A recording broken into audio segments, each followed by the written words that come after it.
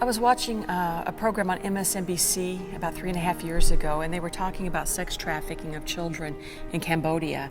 And then they switched the focus and they started talking about sex trafficking in the United States.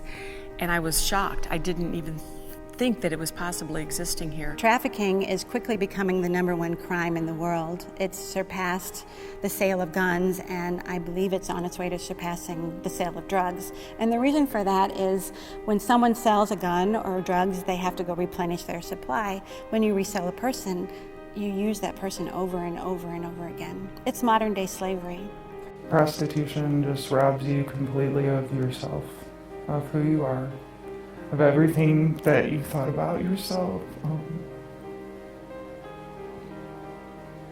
You don't know yourself anymore. I'm still dealing with that. It's a horrible thing.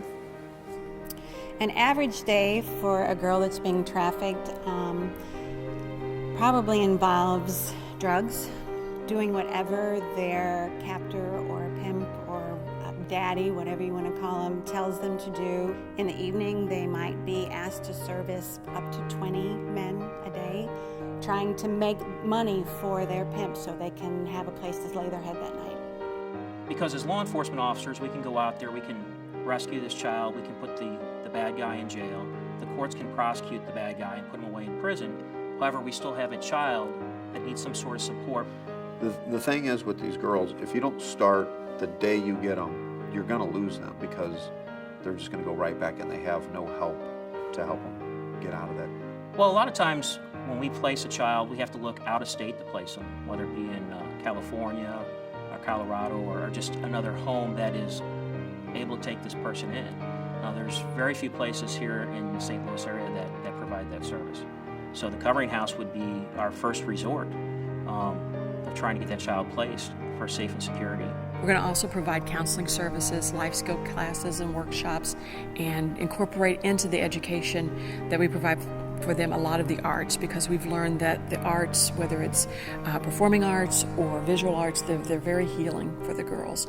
And so we want to incorporate a lot of that as well. And ultimately, we want to provide a home for these girls. A lot of girls I know think they can't do anything else. After you're there for so long, you don't think you're capable of being a normal person.